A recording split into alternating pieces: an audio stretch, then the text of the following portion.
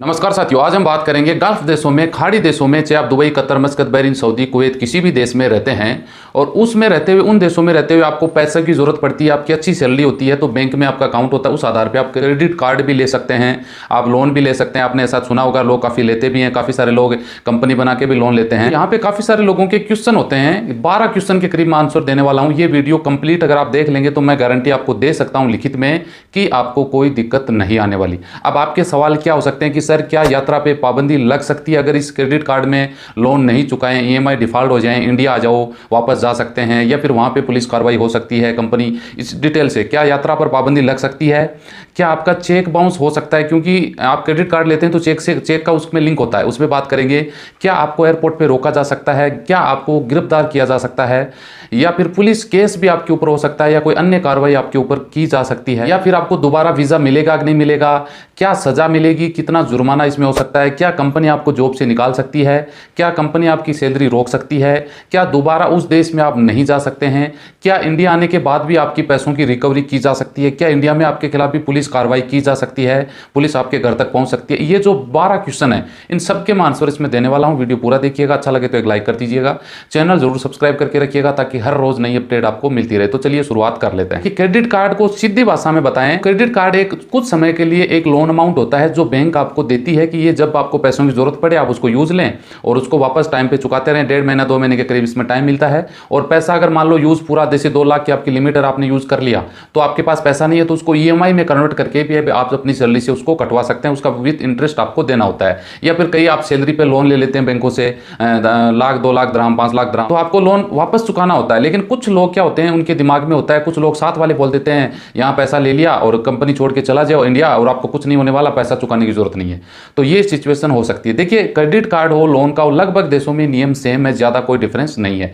अब इसमें आपको ये देखना है कि आप अगर लोन लेते हैं, क्रेडिट कार्ड लेते हैं किसी भी बैंक से विदेश में, गल्फ देशों में, तो 3 महीने तक अगर आप ईएमआई पेंडिंग कर देते हैं, जी हाँ, लगातार मान लो आप 3 महीने पेंडिंग कर रहे हैं, या फिर 6 महीने तक आप 2 आज जमा करा दी, फिर 2 छोड़ दी, फिर 1 जमा करा दी, फिर आपने 1 जमा करा दिया, थोड़ा पैसा जमा करा दिया, इस तरीके से 6 आप एक्टिविटी कर लेते हैं लगातार नहीं करने की, तो आपको फिर बैंक डिफॉल्टर मान लेती है। बैंक की नजरों में आप डिफॉल्टर हो जाते हैं। उसके बाद में बैंक आपको दोबारा से इस प्रोसेस में आप नहीं जा सकते, वो तो ऑनलाइन होता है, इसको ध्यान में रखें। अब यहाँ पे होता क्या है कि मान लो लोन या क्रेडिट कार्ड जो आपको देता है, चाहे आपकी कंपनी दे रही है लोन आपको या बैंक दे रही है, कहीं से भी आप ले रहे हैं, वो कोर्ट में आपके खिलाफ वाद दायर करता है। जैसे 3 महीने 6 महीने का प्रोसेस मैंने बताया, तो उसमें क्या होता है कि फिर आपको वो बैंक कंपनी, मान लो कहीं से भी आप लेते हैं, बैंक लगभग बैंकों से लिया जाता है, तो बैंक क्या करती है कि उनको पता होता है कि भैया ये बंदा इंडिया का है, समझ रही है, कभी भी अपने 5 लाख द्रहम खा के या पैसा नहीं चुका रहा है तो ये दुबई यूएई छोड़ सकता है। तो वो कोर्ट के माध्यम से आपके ऊपर यात्रा का प्रतिबंध लगवा देते हैं, नहीं ये बंदा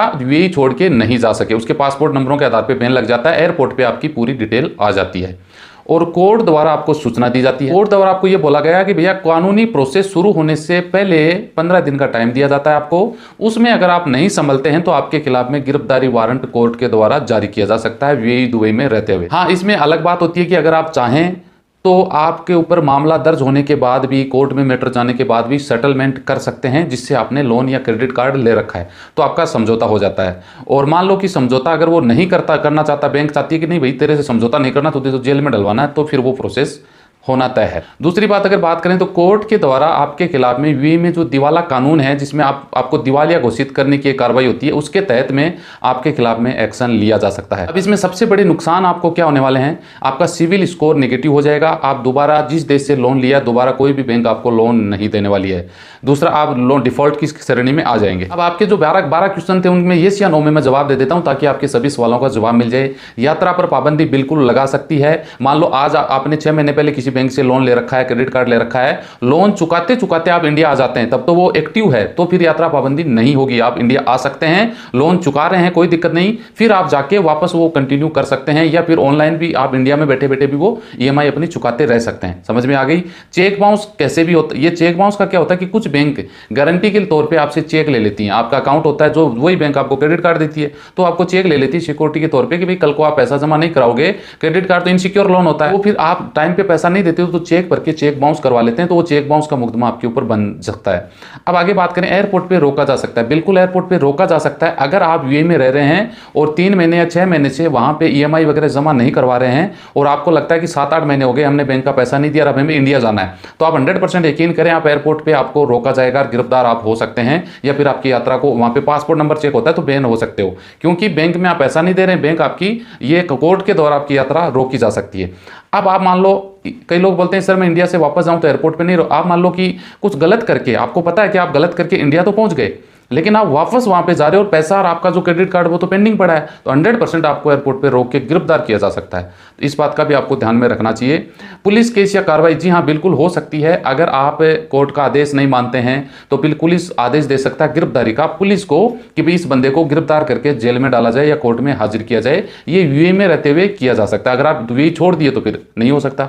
दोबारा वीजा मिलेगा कि नहीं मिलेगा, क्रेडिट कार्ड से वीजा का कोई लिंक नहीं होता है। वीजा तो मिल जाएगा क्योंकि क्रेडिट कार्ड का अलग प्रोसेस होता है, वीजा का अलग प्रोसेस होता है, लेकिन आप उस वीजा से दोबारा जाते हो जिस देश का आपने क्रेडिट कार्ड या आपने मोटा अमाउंट लेके भाग गए थे और वापस जा रहे हो, तो आपको 100% एयरपोर्ट पे समस्या हो सकती है। तो इस बात को आपको क्लियर कर लेना चाहिए। सजा और जुर्माने की सजा तो भैया वो आपका जो केस है उसके हिसाब से होती है। सजा तो क्या आप पैसा नहीं चुकाओगे जेल में डाल देंगे, और जुर्माना तो करेंगे कहां से, आपने तो वो पैसा ही नहीं दिया पहले से, तो जुर्माना का क्या है। लेकिन कोर्ट के हिसाब से जुर्माना होता है, लेकिन आप वो चुकाते हैं, सजा काटते हैं, वो आपके ऊपर डिपेंड करता है।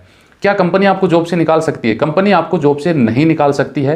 अगर आपने किसी बैंक से क्रेडिट कार्ड ले रखा है और वो नहीं चुका रहे हैं तो वो निकाले, उसका और उनका कोई लिंक नहीं होता है। उनको कोर्ट आदेश नहीं दे सकता कंपनी को कि इसको आउट कर दो जॉब से, क्योंकि एक तो आपको ऊपर बैन लगा रखा है, तो कोर्ट कैसे बोलेगा कि इसको आउट कर दो, क्योंकि आप पैसा कमाओगे तभी तो चुकने की आस होती है ना, तो ऐसा संभव नहीं है। क्या कंपनी आपकी सैलरी रोक सकती है? जी हाँ बिल्कुल, इसमें दो बातें हैं।